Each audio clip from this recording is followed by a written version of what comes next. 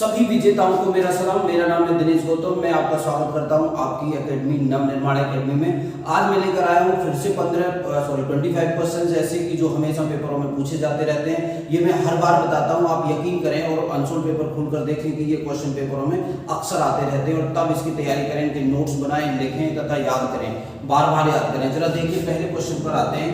हमें चंद्रमा का सदैव एक ही पृष्ठ दिखाई देता है, क्यों? ये तो आपने भी देखा होगा कि चंद्रमा का केवल एक ही हिस्सा दिखाई देता रहता है जिसमें छाया सी होती है, केवल वही हिस्सा दिखाई देता है, क्यों?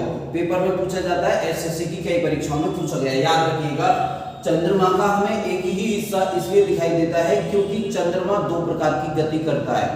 एक गति तो वह करता है पृथ्वी की गति, पृथ्वी का चक्कर लगाता है तथा साथ ही साथ वह अपनी धुरी पर घूमता है। तो इसका उत्तर ये होगा कि चंद्रमा को, इसका उत्तर होगा चंद्रमा को पृथ्वी का चक्कर लगाने में, चंद्रमा को पृथ्वी का चक्कर लगाने में तथा चंद्रमा को पृथ्वी का चक्कर लगाने में तथा अपनी धुरी पर घूमने में समान समय लगता है। पृथ्वी का चक्कर लगाने में तथा अपनी धुरी पर घूमने में समान समय लगता है, इसलिए हमें पृथ्वी का, चंद्रमा का वही फेस दिखाई देता रहता है जो हम देखते हैं, जिसमें छाया सी नजर आती है। चलिए अगले क्वेश्चन की तरफ बढ़ते हैं। सुष्मिता सेन के बारे में ये क्वेश्चन है कि ये प्रथम यूनिवर्स है और प्रथम मिस यूनिवर्स भारत की है। याद रखना है, भारत की प्रथम यूनिवर्स है। इनको सन 1994 में इन्होंने मिस यूनिवर्स का खिताब जीता था, सन 1994 में। ये बहुत बड़ा प्रश्न है क्योंकि पेपरों में ऐसे याद रहता है, भारत की प्रथम महिला जिन्होंने मिस यूनिवर्स का खिताब जीता, याद रखना है। चलिए आगे बढ़ते हैं। देविका रानी दादा साहब फाल्के पुरस्कार प्राप्त करने वाली भारत की प्रथम महिला। तो दादा साहब फाल्के पुरस्कार प्राप्त करने वाली भारत की प्रथम महिला, भारत की ऐसी प्रथम महिला जिन्होंने दादा साहब फाल्के पुरस्कार प्राप्त किया। याद रखना, दादा साहब फाल्के पुरस्कार किस क्षेत्र में दिया जाता है? फिल्म जगत में दिया जाता है दादा साहब फाल्के पुरस्कार। अगले प्रश्न पर आते हैं। ये है ग्रैमी पुरस्कार किस क्षेत्र में दिए जाते हैं? तो ग्रैमी पुरस्कार दिए जाते हैं संगीत के क्षेत्र में। उम्मीद है ये क्वेश्चन आपको समझ में आए होंगे, उम्मीद है ये क्वेश्चन आपको समझ में आए होंगे। अगला क्वेश्चन देखिए, अगला क्वेश्चन आप देखिएगा। अगला अर्थशास्त्र में जो नोबेल पुरस्कार है, अर्थशास्त्र में जो नोबेल पुरस्कार है उसकी शुरुआत कब हुई? आपको याद होगा, नोबेल पुरस्कार की जो स्थापना है सन 1901 में हुई और यह प्रारंभ में 5 क्षेत्रों में दिया जाता था। भारत में जिनको नोबेल पुरस्कार मिला सबसे पहले वो थे रविंद्रनाथ टैगोर। उनको अपनी पुस्तक गीतांजलि के लिए जो है साहित्य का नोबेल पुरस्कार मिला था। परंतु सन 1968 में 1968 में नोबेल पुरस्कार अर्थशास्त्र में शुरू किया गया था। याद रखना है, 1968 में किया गया था और इसे किसने शुरू किया था? Central bank of Sweden. Sweden एक देश है, स्वीडन की सरकार, स्वीडन की सेंट्रल बैंक है जो कि वहां की केंद्रीकृत बैंक है, वह इस पुरस्कार को प्रदान करती है। क्वेश्चन ये भी पूछा जाता है कि जो अर्थशास्त्र का नोबेल पुरस्कार है वो कौन सी संस्था प्रदान करती है? तो इसका मतलब है, इसका उत्तर है सेंट्रल बैंक ऑफ स्वीडन के द्वारा अर्थशास्त्र में नोबेल पुरस्कार दिया जाता है। अगला क्वेश्चन करते हैं। 1968 में अर्थशास्त्र में नोबेल पुरस्कार की स्थापना हुई। ऊपर क्वेश्चन यही आ गया, नोबेल पुरस्कार की स्थापना किस देश ने की? याद रखना है, ये स्वीडन देश ने की। अभी हमने बात किया, स्वीडन देश ने अर्थशास्त्र के नोबेल पुरस्कार की स्थापना की। एक है कीट विज्ञान को क्या कहते हैं? कीट विज्ञान को कहते हैं एंटोमोलॉजी। एंटोमोलॉजी वह विज्ञान है जिस विज्ञान में कीटों का अध्ययन किया जाता है, अर्थात कीड़ों का अध्ययन किया जाता है। आगे देखिए, दूध में पाई जाने वाली शर्करा का क्या नाम है? तो दूध में पाई जाने वाली शर्करा का नाम देख लीजिएगा। अगला क्वेश्चन यही है, दूध में पाई जाने वाली शर्करा को कहते हैं लैक्टोज। लैक्टोज। खट्टे दूध में कौन सा अम्ल पाया जाता है? खट्टे दूध में लैक्टिक अम्ल पाया जाता है, ये भी आपको जान लेना है। एक और है जो जुकाम है। जुकाम किससे होता है? जीवाणु से होता है, विषाणु से होता है, प्रोटोजोआ से होता है। जुकाम वायरस से होता है। वायरस का मतलब विषाणु से होता है। जुकाम जो है विषाणु से होता है। अगली बात, तो जुकाम को क्या कहते हैं? जुकाम को कहते हैं कॉमन कोल्ड। ये भी याद रखना है, जुकाम का नाम क्या है? Common cold. जुकाम कॉमन कोल्ड होता है। अगला क्वेश्चन है, हृदय का वजन कितना होता है? बोर्ड पर लिखा हुआ है, हृदय का जो वजन है वो 300 ग्राम होता है। और हृदय के बारे में देखिए क्या क्या पाया जाता है। हृदय में कौन सी पेशी पाई जाती है? तो आपको ये याद रखना है, हृदय में अनैच्छिक पेशी पाई जाती है। अनैच्छिक पेशियां पाई जाती हैं। अनैच्छिक का मतलब है हृदय की पेशी ऐसी होती है जिस पर हमारा कंट्रोल नहीं है, हृदय अपने ही तरीके से धड़कता है। तो शरीर के वह अंग जो हमारे कंट्रोल से बाहर हैं, हमारे कंट्रोल से अकॉर्डिंग काम नहीं कर सकते, उनको अनैच्छिक अंग कहा जाता है। और जो जैसे मेरी बाजू है, मैं इसको उठा पा रहा हूँ अपनी मर्जी से, तो ऐसे अंगों को कहते हैं ऐच्छिक अंग। इसी तरीके से ऐच्छिक पेशियां होती हैं।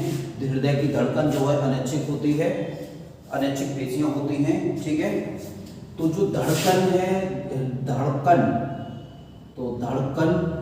कितनी होती है? धड़कन 1 मिनट में 70 से 80 के बीच में होती है। प्रति मिनट 70 से 80 बार धड़कता है वयस्क मनुष्य का हृदय। ठीक है, अब धड़कन किसे कहते हैं? देखिए, धड़कन कहते हैं संकुचन और शिथिलन को। मैं बताता हूं आपको, संकुचन और शिथिलन। धड़कन का मतलब है संकुचन और शिथिलन। ये मैं बताता हूं आपको। संकुचन को क्या कहते हैं? संकुचन होता है सिस्टोल। अंग्रेजी में आप समझ सकते हैं इसको, सिस्टोल। और डायस्टोल। देखो, सिस्टोल होता है और होता है डायस्टोल। इसको कहते हैं, संकुचन का मतलब होता है हृदय का सिकुड़ना और शिथिलन का मतलब होता है हृदय का फैलना। तो संकुचन और शिथिलन की एक प्रक्रिया पूरी होना ही धड़कन कहलाता है। इसका मतलब सिस्टोल और डायस्टोल का पूरा होना ही धड़कन कहलाता है। ऐसा भी आपको याद रखना है। हृदय का काम क्या है? हृदय का काम है रुधिर को पंप करना। याद रखना है आपको, रुधिर को पंप करना हमारे हृदय का काम है। ठीक है, तो यहाँ तक की बातें हो गई। देख लीजिए, आप नोट बना लीजिए या फिर इसका स्क्रीनशॉट ले लीजिए और आगे बढ़ते हैं। हृदय का काम है रुधिर को पंप करना। 1 मिनट में धड़कन 70 से 80 होती है। एक होता है संकुचन, एक होता है शिथिलन। तो संकुचन और शिथिलन को संयुक्त रूप से धड़कन का नाम दिया जाता है। अगला क्वेश्चन देख लेते हैं। अगला क्वेश्चन देख लीजिए आप। अब हम यहाँ से शुरू करते हैं। देखिए, आरबीसी की आयु कितनी होती है? आरबीसी की आयु होती है 120 से 100 से 120 दिन। याद रखना है ये भी। आरबीसी की जो आयु होती है, रेड ब्लड कॉर्पस्कल्स की आयु कितनी होती है? 100 से 120 दिन होती है इनकी आयु, आरबीसी की आयु। ठीक है, और इनका काम क्या होता है? देखिए, आरबीसी का काम क्या होता है? आरबीसी, तो इनका काम होता है आरबीसी का O2 का परिवहन करना। शरीर के अंदर जो ऑक्सीजन हम सांस लेते हैं, ऑक्सीजन को एक स्थान से दूसरे स्थान तक, अर्थात हमारे फेफड़ों से कोशिकाओं तक लेकर जाता है ऑक्सीजन को, और ऑक्सीजन का वहां पर उपयोग होता है। आरबीसी की संख्या कितनी होती है भाई? आरबीसी की संख्या होती है 54 लाख प्रति घन मिलीमीटर। तो इनकी जो संख्या है, संख्या होती है 54 लाख घन प्रति मिलीमीटर प्रति mm, इतनी इसकी आरबीसी की संख्या होती है। और ये क्या काम करता है? यह O2 का, ऑक्सीजन का, आरबीसी जो है, आरबीसी के कारण ही रक्त का रंग लाल होता है। यह और क्या इफेक्ट डालता है? रक्त का रंग लाल बनाता है, लाल होता है। इसी के कारण रक्त का रंग लाल होता है। यह क्या होता है, आरबीसी पिगमेंट होता है, यह एक वर्णक होता है जो कि रक्त प्रदान करता है। चलो आगे बात करते हैं आरबीसी की का जन्म कितना होता है, आयु कितनी होती है, आरबीसी की आयु होती है 100 से 120 दिन। आगे देखिए अधिवृक्क ग्रंथि का काम क्या है, तो आप देख पा रहे होंगे ये लिखा हुआ है अधिवृक्क ग्रंथि। अधिवृक्क ग्रंथि को क्या कहते हैं, 14वें क्वेश्चन की बात कर रहे हैं, इसको कहते हैं एड्रिनल ग्लैंड, एड्रिनल ग्लैंड कहते हैं, ठीक है। अधिवृक्क ग्रंथि को क्या काम है, अधिवृक्क ग्रंथि का काम है शरीर में रक्त दाब को नियंत्रित करना, बीपी को नियंत्रित करना, एड्रिनल ग्लैंड, ठीक है। इससे एक हार्मोन निकलता है, एक हार्मोन का नाम होता है एड्रीनेलिन, और ये जो एड्रीनेलिन हार्मोन है, ये जो एड्रीनेलिन हार्मोन है, यही रक्त दाब को, ब्लड प्रेशर को, बीपी को कंट्रोल करता है। बीपी को कंट्रोल करना इसका काम है, शरीर में बीपी को कंट्रोल करना। अब देखो मैंने दो चीज बताई आपको, एक होता है एड्रिनल ग्रंथि ग्लैंड, इसको कहते हैं अधिवृक्क ग्रंथि। शरीर में जो अधिवृक्क ग्रंथि होती है उसका काम होता है रक्त दाब को नियंत्रित करना, लिखा है यहाँ पे रक्त दाब को नियंत्रित करना, बीपी को नियंत्रित करना। तो जो ग्रंथि है उस ग्रंथि से एक हार्मोन निकलता है जिसको कहते हैं एड्रीनेलिन, एड्रीनेलिन कहते हैं, कि बीपी को कंट्रोल करता है। चलिए क्वेश्चन खत्म हुआ, उम्मीद है आप इसे याद करते चले जाएंगे, ठीक है, ओके। नेक्स्ट देखिए हीमोग्लोबिन कहाँ पाया जाता है, हीमोग्लोबिन रक्त के आरबीसी में पाया जाता है। तो बात करते हैं, अब बात करते हैं हम लोग हीमोग्लोबिन के बारे में। देखिए हीमोग्लोबिन के बारे में क्या क्या पता करना है, मैं लिख देता हूं यहाँ पे हीमोग्लोबिन, बायोलॉजी का क्वेश्चन है हीमोग्लोबिन, ठीक है। क्या क्या है जी, ये आरबीसी में होता है, पहली बात तो ये आरबीसी में होता है। दूसरी बात है हीमोग्लोबिन के बारे में, इसमें लोहा पाया जाता है, आयरन होता है, लोहा पाया जाता है।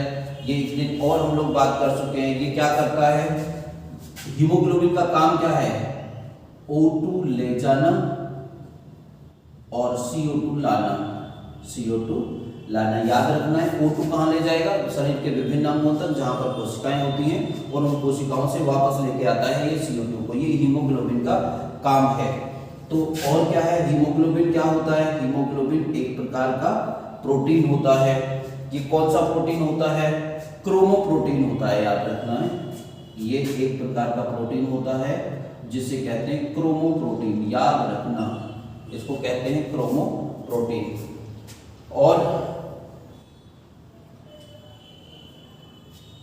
ठीक है, तो इसकी बंधुता, इसकी अधिक बंधुता किसके साथ होती है, अधिक बंधुता का मतलब क्या है मैं बताता हूं आपको। अधिक बंधुता का मतलब ये CO2 के साथ रिएक्शन ज्यादा करेगा या O2 के साथ रिएक्शन ज्यादा करेगा, CO2 के साथ रिएक्शन ज्यादा करेगा या O2 के साथ रिएक्शन करेगा। तो जो रिएक्शन करने की पावर होती है इसको बंधुता कहते हैं। तो याद रखना है, इसकी जो बंधुता है, इसको जो मोहब्बत है ज्यादा CO2 के साथ होती है, O2 के साथ इसकी कम होती है। तो याद समझ लीजिएगा, हीमोग्लोबिन का काम क्या है, कार्बन डाइऑक्साइड तथा ऑक्सीजन का परिवहन करना, कार्बन डाइऑक्साइड को ले जाना और तथा ऑक्सीजन को वापस लेके आना। यही हमने आरबीसी में भी किया था। तो हीमोग्लोबिन भी आरबीसी के अंदर ही पाया जाता है। बाकी बातें आगे की क्लासेस में करते रहेंगे, आपने कर लिया है अब हीमोग्लोबिन। अब देखिए यहाँ पर क्वेश्चन ये आता है, क्वेश्चन नंबर 12, विटामिन ए का अच्छा स्रोत क्या है। तो देखिए ये पेन रख देते हैं, विटामिन ए का जो अच्छा वाला स्रोत है वो होता है गाजर। यहाँ पे लिखा हुआ है गाजर विटामिन ए का अच्छा वाला स्रोत होता है। तो देखते हैं विटामिन ए का जो रासायनिक नाम है, विटामिन ए का रासायनिक नाम है रेटिनॉल। ओके, विटामिन ए की कमी से कौन सा रोग होता है, रतौंधी।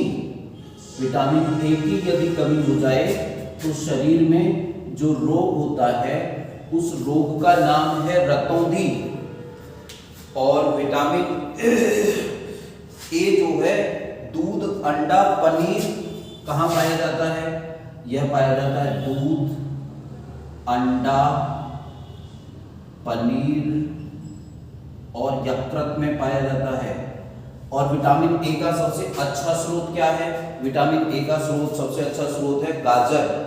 और एक डिवाइडेशन और यहाँ पर आप सीख लीजिए, ये तो बड़ा प्रश्न है कि विटामिन ए किसमें घुल सकता है।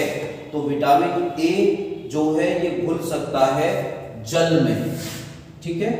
तो देखिए विटामिन ए जल में नहीं घुल सकता है, तो देखिए जल में घुलने वाले विटामिन का नाम है, जल में घुलने वाले विटामिन का नाम है बी और सी। बाकी जो विटामिन है वो वसा में घुलते हैं, तो वसा में घुलने वाले विटामिन कौन से हो गए, ए डी ई के। तो विटामिनों का डिवाइडेशन घुलने के आधार पर भी किया जा सकता है। विटामिन ए डी ई के, विटामिन ए किस में घुल सकता है, विटामिन ए गाजर में विटामिन ए जो है वसा में घुल सकता है, ये जल में नहीं घुल सकता है। जल में केवल 2 ही विटामिन घुल सकते हैं, वो भी हैं बी और सी। इन्हीं विटामिन की हम बात कर रहे हैं आपके साथ।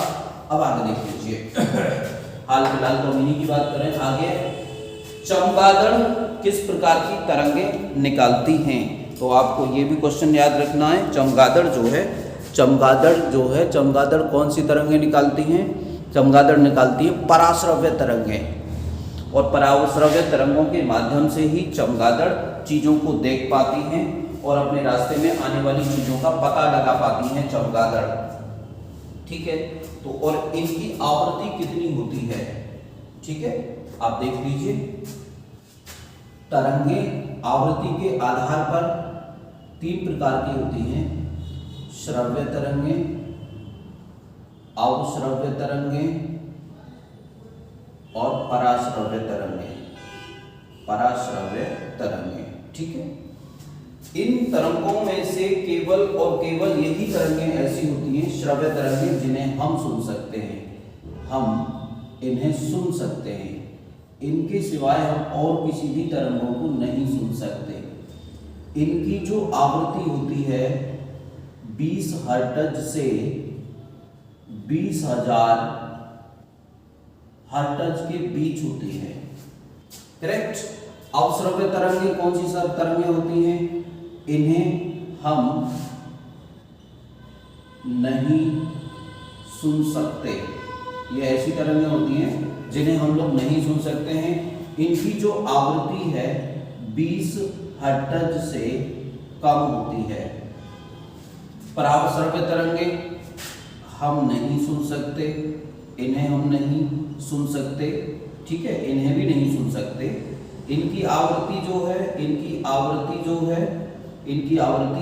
20,000 हर्ट्ज से ज़्यादा, 20,000 हर्ट्ज से ज़्यादा होती है इनकी आवृत्ति। तो कैसा लग रहा है ये, आया समझ में। चमगादड़ इन्हीं तरंगों को निकालती रहती है, इन्हीं की मदद से चमगादड़ जो है रास्ता देखती हैं। और एक और क्वेश्चन है प्रतिध्वनि की मदद से, ये क्वेश्चन भी कई बार पूछा गया है।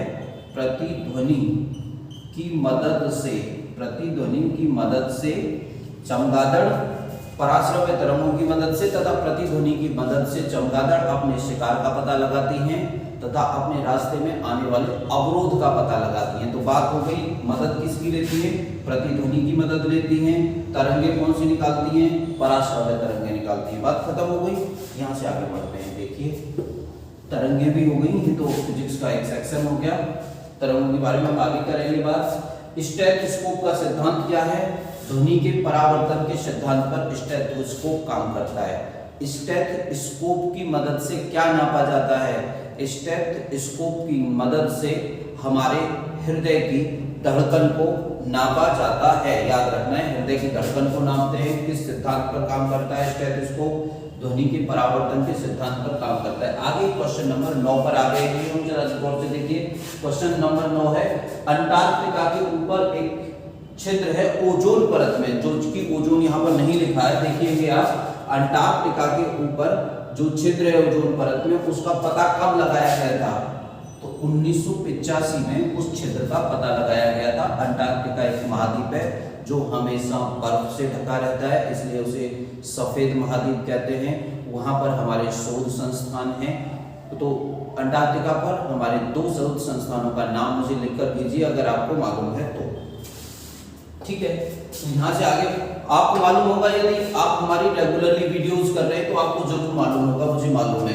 देखिए यहाँ पे क्वेश्चन दिया है 8वां, एशिया और अफ्रीका को अलग करने, कौन अलग करता है। देखिए एशिया और अफ्रीका वाकई में एक दूसरे से जुड़े हुए थे, लेकिन एशिया और अफ्रीका के बीच में एक नहर बनाई गई जिसका नाम है स्वेज नहर। स्वेज नहर एशिया और अफ्रीका महाद्वीप को एक दूसरे से अलग करती है, इस बात का भी आपको ध्यान रखना है, ठीक है। आगे करते हैं, देखिए कहाँ है, वायु का क्षैतिज अंतरण, मतलब क्षैतिज रूप में, क्षैतिज का मतलब ऐसे चलना और ऊर्ध्वाधर का मतलब ऐसे चलना। तो वायु का क्षैतिज अंतरण क्या कहलाता है, अभिवहन कहा जाता है। अभिवहन को अंग्रेजी में कहते हैं एडवेक्शन, ठीक है। विज्ञान की क्लास में हम करेंगे अभिवहन क्या होता है, ये ध्यान रखना है। रेलवे में ऐसे क्वेश्चन पूछे जाते रहते हैं और ये भी पूछा जाता रहता है रेलवे में। आगे बात करते हैं, स्वेज नहर किस किस को जोड़ती है। अभी तो हमने किया था, स्वेज नहर दो महाद्वीपों को अलग करती है, अफ्रीका महाद्वीप और एशिया महाद्वीप। किस किस को जोड़ती है स्वेज नहर, भूमध्य सागर और लाल सागर दोनों को जोड़ती है। स्वेज नहर के बारे में थोड़ा सा हम लोगों को लिख लेना चाहिए, ऐसा मुझे लग रहा है। तो स्वेज नहर के बारे में आप लिख लीजिए, ये 1969 में बनकर तैयार हुई। स्वेज नहर जो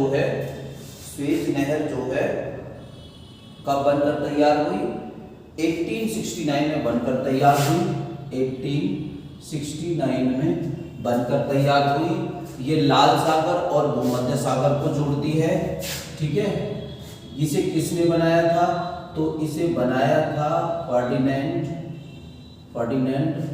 डी लाप्लास। ये जो है फर्डिनेंड डी लाप्लास जो है एक वो था, क्या कहते हैं, एक इंजीनियर था। उस इंजीनियर को बनाने, इसको जिम्मेदारी दी गई थी तथा स्वेज नहर को खोदकर उसने बनाया था। चलो आगे बढ़ते हैं। देखिए मुख्यमंत्री की नियुक्ति कौन करता है, तो मुख्यमंत्री, बड़ा प्रसिद्ध क्वेश्चन है, मुख्यमंत्री की नियुक्ति कौन करता है, राज्यपाल करते हैं। देख लीजिए इसको। तो पहला तो बात होगी कौन करता है, राज्यपाल करते हैं मुख्यमंत्री की नियुक्ति। कौन से अनुच्छेद में इस बात का उल्लेख है, अनुच्छेद 164 इस बात का उल्लेख करता है, अनुच्छेद 164 कि जो मुख्यमंत्री है उसकी नियुक्ति राज्यपाल करेंगे। मुख्यमंत्री राज्य की कार्यपालिका का प्रमुख होता है, ठीक है। तो आपको जानना है सीएम राज्य की कार्यपालिका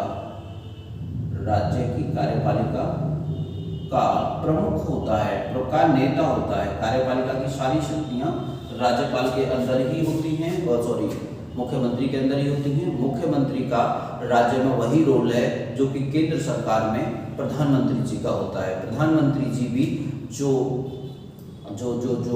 मंत्रिपरिषद है, मंत्रिपरिषद के मुखिया होते हैं, उसी प्रकार से चीफ मिनिस्टर भी मंत्रिपरिषद के मुखिया होते हैं राज्य में। चीफ मिनिस्टर की नियुक्ति कौन करता है, चीफ मिनिस्टर की नियुक्ति भारत राज्य के राज्यपाल के द्वारा की जाती है। मंत्रिपरिषद क्या होती है, मंत्रिपरिषद जो है मंत्रियों का एक समूह होती है।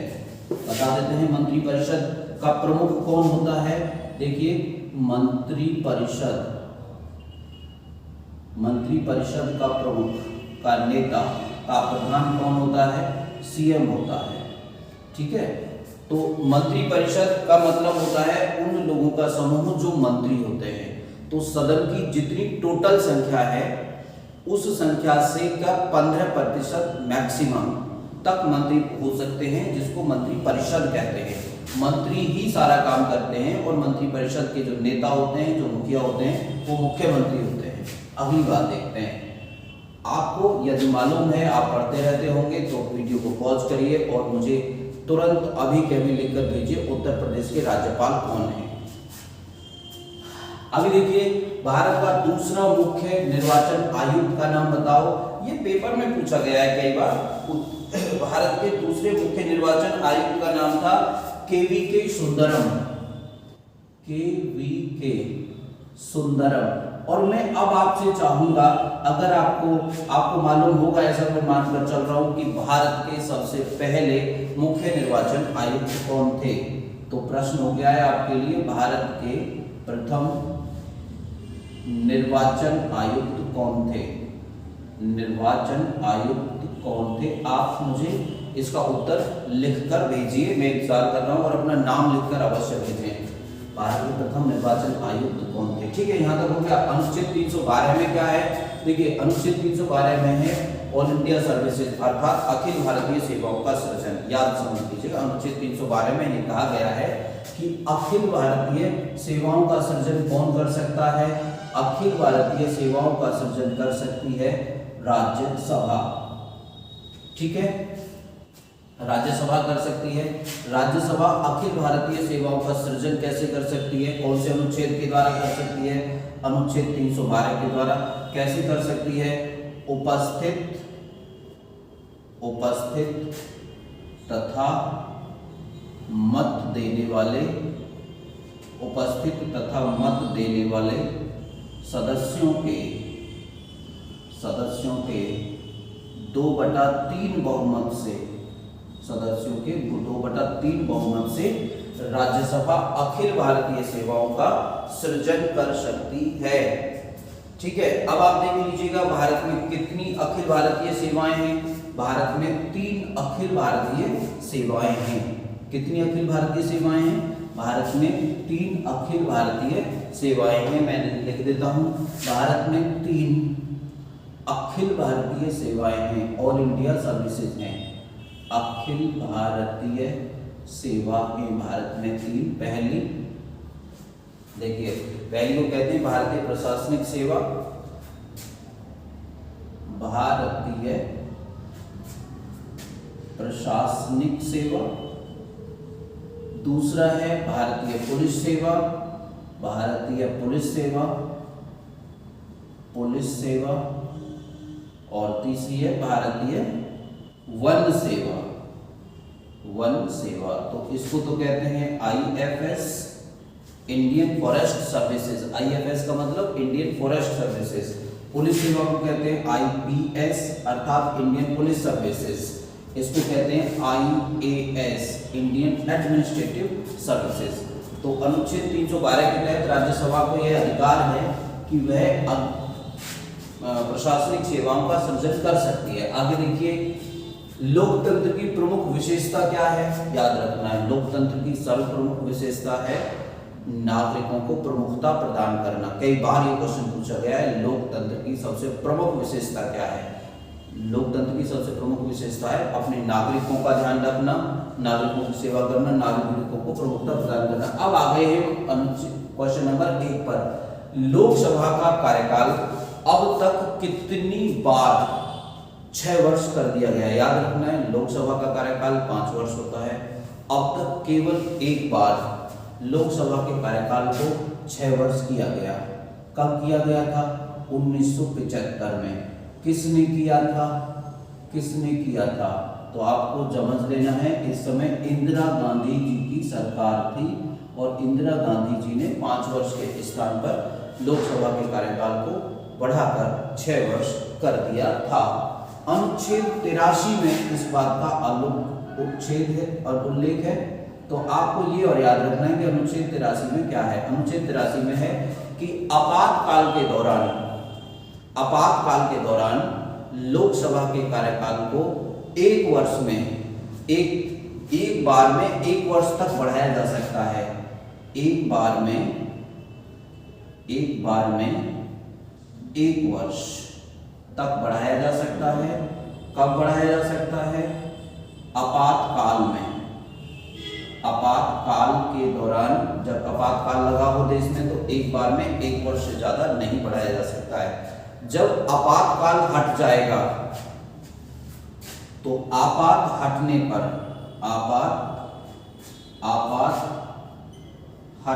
पर यह 6 माह से ज्यादा समय तक नहीं लगा रह सकता। ये सब के सब क्वेश्चन पेपरों में आते हैं। देखिए, जितना भी मैं प्रश्न इसमें शामिल कर रहा हूं, जितने भी उनकी मैं व्याख्या कर रहा हूँ। छोटे प्रश्न, बड़े प्रश्न, जैसे मैंने इसके बारे में बताई है, ये सारी चीज़ें मैंने कितना बताया है इसके बारे में, 1, 2, 3 और 4 चीज़ें बताई हैं। तो ये चारों की चारों चीज़ें पेपर की हैं। अगर ये पेपर के मतलब की ना होती तो मैं इनमें से किसी भी बात का उल्लेख ना करता, ना किसी भी चीज़ की व्याख्या करता। तो आपको इस सवाल का ध्यान रखना है। ऐसे वीडियोस हम आगे बनाते रहेंगे, काम के किस्से हम लाते रहेंगे। आप हरकत करते रहिए, आप याद करते रहिए। वीडियो खत्म होती है, कल की वीडियो में हम लोग फिर से मिलते हैं। यदि आप हमारे चैनल में नए हैं तो आपके लिए बहुत बहुत धन्यवाद, मेरी तरफ से नमस्कार। हमारे चैनल को यदि आपने अभी तक सब्सक्राइब नहीं किया है तो प्लीज़ प्लीज़ प्लीज़ सब्सक्राइब करें, शेयर जरूर कर दें ताकि अन्य लोगों तक ये बात पहुँचे। हम जो ये क्वेश्चंस ला रहे हैं, ये क्वेश्चंस बहुत ज़्यादा महत्व के हैं। ये क्वेश्चन डायरेक्ट पेपरों में मिलेंगे, आपके लिए बहुत बड़ी भूमिका तैयार कर रहे हैं ये आने वाले समय के लिए, जिनके ऊपर आप अपने जीवन के ब्रिजेस बना सकेंगे। चलिए वीडियो खत्म करते हैं। हिंदुस्तान जिंदाबाद।